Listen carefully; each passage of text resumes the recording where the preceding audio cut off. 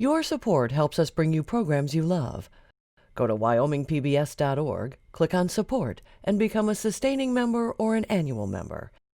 It's easy and secure. Thank you. Join Wyoming PBS as we discuss all things voting in the Cowboy State. Is the process safe, reliable, and unhackable in Wyoming? What about our absentee system versus other states' vote-by-mail systems? Who votes in Wyoming and who doesn't? A conversation with Secretary of State and Wyoming's Chief Elections Officer, Ed Buchanan.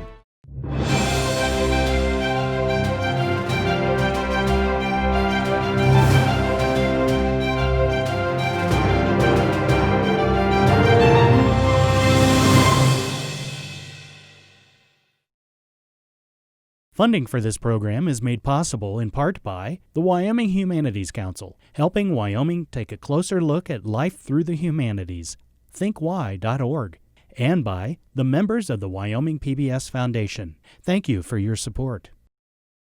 And it's our pleasure to be joined on this special Wyoming Chronicle with Wyoming Secretary of State, the 22nd Secretary of State, Ed Buchanan. Mr. Secretary, welcome to Wyoming Chronicle.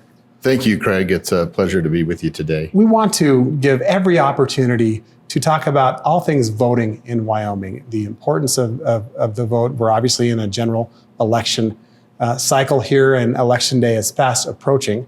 And there really are, when you drill down a little bit, a lot of issues with voting, not only nationally, but also here in Wyoming. So let's start at the very beginning, if we could. Who Sure. can vote and who can't vote in Wyoming? Mr. Secretary? Well, basically, in Wyoming, you need to be a Wyoming resident. You need What to does be that mean? What does that mean? Well, Yeah. it means that you reside in Wyoming and that you are living and working in Wyoming, and that you have the requisite proof that you're doing so.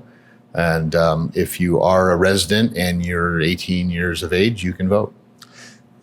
Certain people cannot vote in Wyoming if they're not a documented immigrant, if they have a felony conviction. Is that accurate? That's correct. Yep. Mm-hmm. And we have a rather robust mechanism for figuring those things out all through the election cycle, including Election Day. And before we move on to other topics, we were talking off camera amongst ourselves. What if someone has come to Wyoming and registers to vote, and we'll talk about how to register to vote in just a minute, and signs a document that says they're not registered anywhere else but really are? Are there mechanisms in place to understand if someone might get two ballots, for example? There are, and in that type of situation, what generally happens is that person, if we know at that point in time, we would give them a provisional ballot so that they're able to vote, but we hold that back until we were able to rectify the situation and figure out that indeed they did not vote in another jurisdiction in addition to Wyoming. And so that's how we balance checking on their registration status in other states, but not turning them away at the polls. And then, of course, with the provisional ballot, if we find out that they're voting somewhere else or they're registered somewhere else, indeed, then that ballot would not count. Is that a big issue in the state? It is not. Yeah. So you need to register. That Absolutely. would be your first message, I think, out of this discussion here. Sure, you have to register to vote to be able to vote, and the process is very straightforward in Wyoming and easy to do. And you can do it two ways. You can go to the county clerk's website, or you can do it by mail. And talk about the differences. Well, there really is just a personal preference. I mean, you can go into the county clerk's office. You can do it by mail.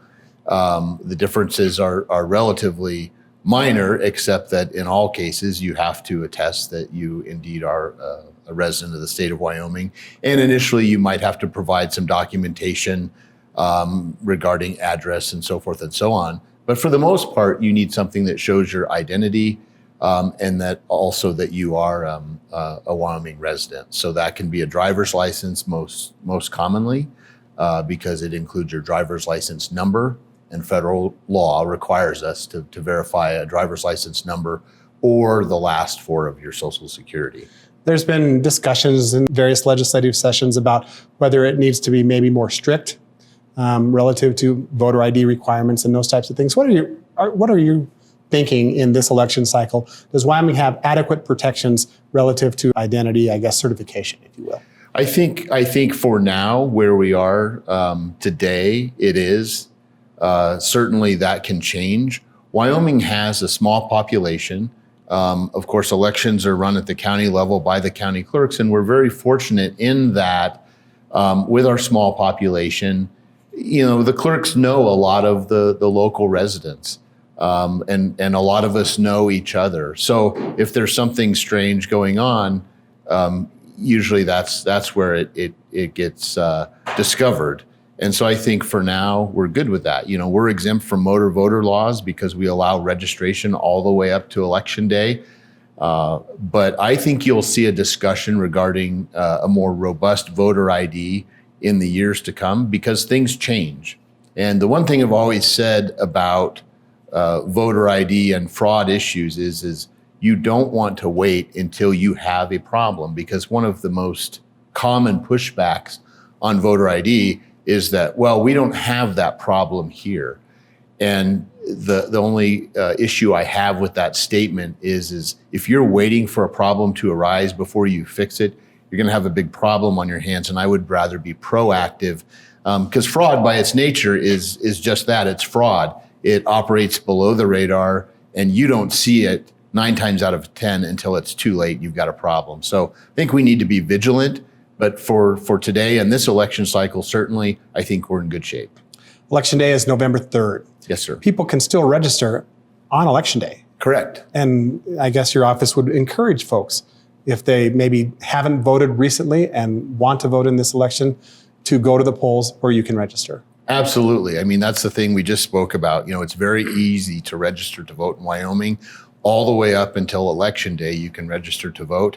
And certainly we would encourage people to do that. That's one of the great things about Wyoming is you have every opportunity in this state to register to vote and vote. It really couldn't be any easier. There's been some discussion too about what is the appropriate time to declare which party you are affiliated with, yes, or whether you're independent. What are your thoughts on how it is in Wyoming today and perhaps how it should be? Well, I think that's a question that becomes rather political in nature. Very political, I would say. Yes, and my undergraduate degree is in political science, and I've studied these things for many years. If you want a political science answer, I think the answer is that Wyoming could certainly benefit from a more robust two-party system. We have a Republican Party, we have a Democrat Party. And we've also had various other major political parties in the past. But until you have a robust two-party system, then I think we fail our constituents. And so the party switching thing is something that I think, if addressed appropriately, could make our two-party system more robust. And I think the voters would benefit from that. So here we go, coming towards Election Day. Mm-hmm. And I think some people wonder if they're going to vote in person, if they haven't requested an absentee ballot, which we'll talk about in just a minute. Okay. But is this process safe from your perspective in all 23 counties? It absolutely is safe. One of the things that we did early on during this COVID era, if you will, is be proactive. And that included sending out forms so folks could request an absentee ballot if they did not feel safe from a health perspective going to the polls. We were very clear in that communication that the polls would also be open, and we didn't encourage people to vote one way or the other. We just wanted to let them know that they had two great choices when it came to this election season. So when it comes to the polls themselves, we have adequate personal protective equipment, we have hand sanitizer, we have social distancing guidelines in place. We have styluses or pens that are disposable for the voter to use so that they don't have to touch the same screen as everybody else has touched. And we also have a regular sanitization schedule for all of that equipment as well. And the clerks are training their poll workers in all the proper hygiene techniques. So absolutely, we've made it as safe as it can possibly be. I will say we don't require voters to wear masks. I don't believe that I have the authority to do that, nor would I want to do that. But from our side of it, with poll workers and the folks working there, we are taking those steps to make sure that we are providing a very safe environment for voters. across the country, there have been jurisdictions that have struggled to recruit an adequate number of polling place workers. And in fact, in Wyoming, many of the polling place workers that we get to see year after year are older and perhaps have concerns. How has that impacted county clerks' abilities to keep polling places open? Certainly, that's a concern, and I think it has had some impact across Wyoming. But again, we saw that coming. We're in constant communication with our county clerks, and so we took proactive measures once again to try to ensure that we had plenty of poll workers available. One of the things we did is I asked Governor Gordon if he would give state employees administrative leave to volunteer to go to the polls and serve as poll workers, which basically means that if their agency directors can spare them for a day, they can go work the polls, and it really doesn't affect their pay or anything like that. But it's a volunteer force, if you will, some other pool of folks we can draw upon to bolster our poll worker numbers. And I've heard some positive reports from our county clerks on that. And so I think that's looking very good for the general election. Are there reports that have crossed your desk relative to the fiscal pressures the counties are facing and their ability to keep as many polling places open as they would like? I think nothing specific as far as the fiscal concerns go. With COVID and some other funds from the Help America Vote Act that have trickled down, believe it or not, over the course of a decade, those funds have trickled out even as recently as last year. So we have been able to basically mitigate any fiscal impacts to the counties when it comes to the number of polling places open and the number of poll workers that are available to them.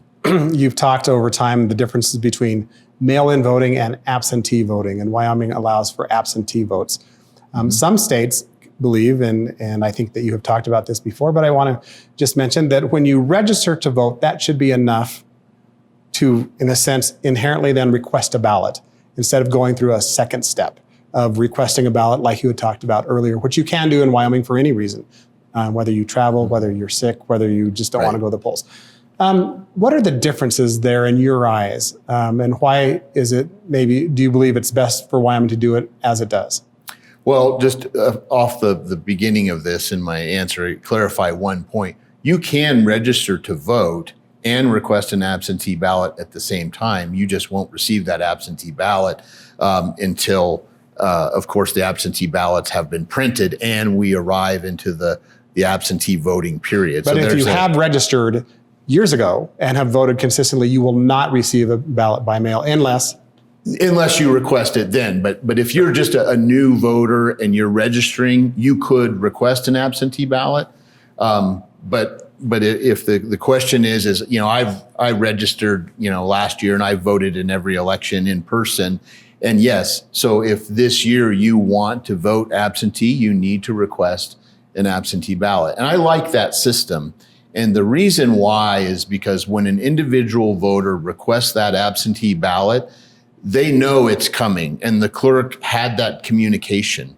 And so they expect it in the mail, and it's almost a one-on-one transaction with the county clerk.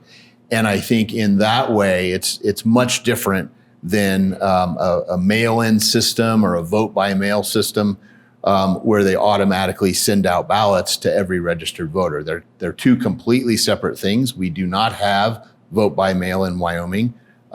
It's important to note that the Constitution does not allow for that. And nor do you support that. I don't, because I think in Wyoming we have a wonderful system, and because it's kind of a hybrid system. Again, we don't babysit voters to say, okay, tell me why you're requesting an absentee ballot. But the reason I'm comfortable with that is because, once again, that's a one-on-one transaction with the clerk. You requested as a voter, you're going to be watching for it in the mail. You don't have a mass of ballots going out, leaving a building, and hoping that they arrive at their intended destination. When somebody requests an absentee ballot, they're going to give you their updated address, and then you're going to be watching for that in the mail. So there is much less circumstance wherein fraud could occur under the system we have. And the beautiful part about the system is you can do the absentee or you can vote in person, and you can also vote early. And so Wyoming has Let me ask you about that just briefly, because I've Yes. thought about it before. Do all counties allow for early voting, or is that in selective areas, or how does that work? All counties allow for early voting. The difference is some counties have an actual polling place that is open to the public. So some are, vote early. You can just stop in with the clerk. Some counties like Laramie County have, and I don't know what their hours are, but they have an all day, leading up to the election where you can go in person, and you'll see a lot of people there. What are the numbers telling you about the number of absentee ballots your county clerks in Wyoming will see this year? I assume that it's much higher than in past years. It is, Craig. It's up higher, I think, because of COVID, and because we sent out, the mailer that said, if you don't feel safe coming to the polls, you have health concerns, then here's how you would request an absentee ballot. So I think you're going to see an uptick in the number. It's interesting to note that despite that, in the primary election, you still had roughly 60% of voters vote in person at the polls. We've all seen the news about folks that are concerned that voting systems are hackable. Are you convinced that Wyomings are safe and in a sense secure from anyone who might want to, cause ill in that regard? Yes, I'm absolutely certain, and I would like to convey how secure our systems are. Unlike perhaps some other states, our systems are not connected to the internet, so we call that air gapping, and so they are standalone systems. And the big thing that we concentrate when it comes to security really is physical security and cybersecurity. And so we have a program that we've rolled out over the last couple of years, whereby we basically check on the counties to measure their security precautions against physical and cybersecurity breaches. And so I'm really confident in our elections, very confident. And we also took a step back with this newer equipment, and maybe you'll have a question about that. But we also took a step back and really to paper ballots. So even though we have electronic equipment, the paper ballot is more integrated in this system than it was in the past. And that's something that we heard a lot from Wyoming citizens about, that they wanted a paper ballot. Yes, that they wanted the paper ballot. So now with the systems, you can vote the paper ballot and put it in, and you get a confirmation of what you put on the ballot is indeed what shows up.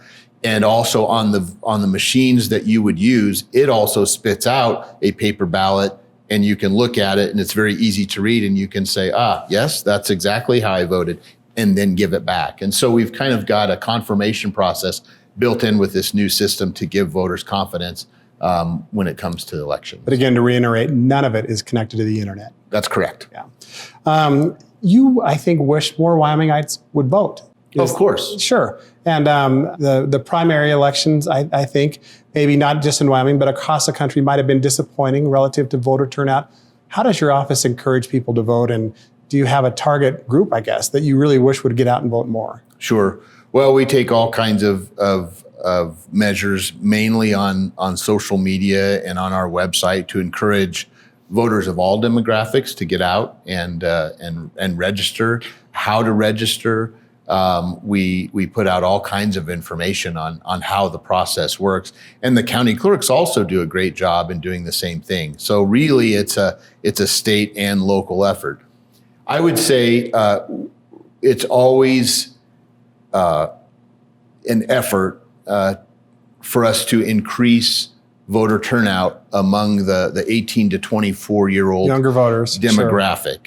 Sure. And what was rolled out a couple of years ago, I'm going to say it was in 2017 or 2018, was what we call the Youth Voter Initiative. And so what we do is we travel around with some nonpartisan groups to talk about civic engagement, civic involvement.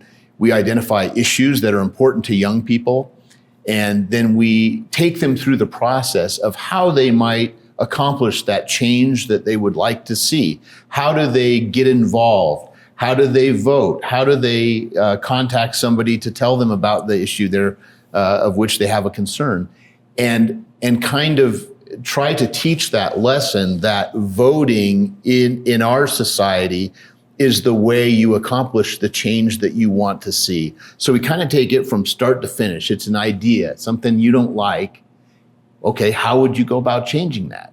And then they give us feedback, and then we go through the process. We also have encouraged them during these programs to serve as poll workers.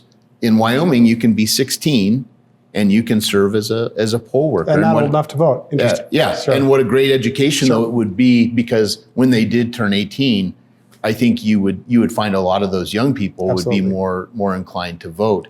And the other thing I'll mention real quick is I think the school systems have a vital part to play in that. A lot of districts, I believe, have de-emphasized social studies and civic type classes.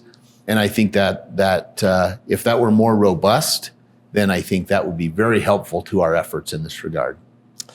There have been some national topics that I think deserve your comment, Mr. Secretary, and we hear about foreign governments influencing our elections, whether it be Russia, China, or you name it. To what extent do you believe that's an issue that Wyomingites need to be concerned about? I think it's only an issue in regards to them, meaning the voters, being very cognizant, being very aware, and being somewhat suspicious of the information they receive primarily through social media. I've given a lot of talks on this topic, and I think when you talk about foreign interference in elections, there's been a lot of talk in the national media about foreign actors favoring one candidate over another. Actually didn't see that in 2016. I think what you saw was foreign actors, primarily communist states or others that certainly do not have democratic processes in place. You look at North Korea, you look at Iran, Russia, China. And what do they want to do? They want to sow the seeds of distrust in our form of government. They want to take a concept that they have roundly rejected for decades upon decades, and they want to sow distrust in the minds of Americans to say, your system isn't that great. You can't count on the results. And I think if you look at 2016, if you'll remember, you see a lot of the same issues that you're seeing during this election cycle in 2020, they occurred in 2016. In between there, they largely went away, but you had issues and arguments about Black Lives Matter, Antifa, Blue Lives Matter, all the different things you see in this election cycle, we saw in 2016. And here they are again. We had proof through social media that no matter which of those groups you're talking about, the situation was promoted and exacerbated by foreign actors through social media. They would even organize protest events in certain places and put groups together at the same location and the same time who you knew were going to clash. And that's exactly what foreign interference looks like, and that's exactly what has happened. We seem to be maybe somewhat immune to that here in Wyoming. Maybe not completely. Largely, I being from Wyoming, I like to think that our citizens and our voters have more common sense, that we don't believe everything that we see. We are self-thinkers and we'll make up our own minds. Mr. Secretary, we have about a minute left. Another national topic that has come to the forefront, I guess, in the last couple of weeks are this concept of poll watchers. Mm-hmm. In Wyoming, are poll watchers allowed? What are they? What do they do? And are you concerned about any of their activities? Poll watchers are allowed in Title 22. They're specifically allowed. They would come from each of the major political parties, and that's it. So basically 2 at any given polling place, unless the clerk at their discretion decided that you could have additional, but they would be in equal numbers. and all they are allowed to do is observe the process. They're not allowed to get involved with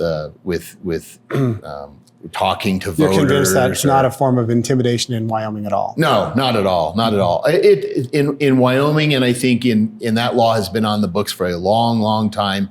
It's just something that gives both political parties the ability to come together and watch and say, gosh, things are as they should be, just Sure. like poll workers. Sure. I mean, you have them from different parties, and they get along and they do the right thing and they follow the law. And that's what's beautiful about Wyoming is we still have citizens that believe in the rule of law. Even though we have our political differences, we're not partisan in nature for the most part, and we do our job and we do what's right. And so I don't have any concerns whatsoever. I think the final message would be get out and vote. Absolutely. Register. You've got all the way up until Election Day to do so, and get out and vote. And let's turn that percentage way up. Well, Secretary of State Edward Buchanan, thank you so much for joining us today on Wyoming Chronicle. It's been a valid and useful discussion. Craig, thank you so much. It's been my pleasure. I enjoy it very much.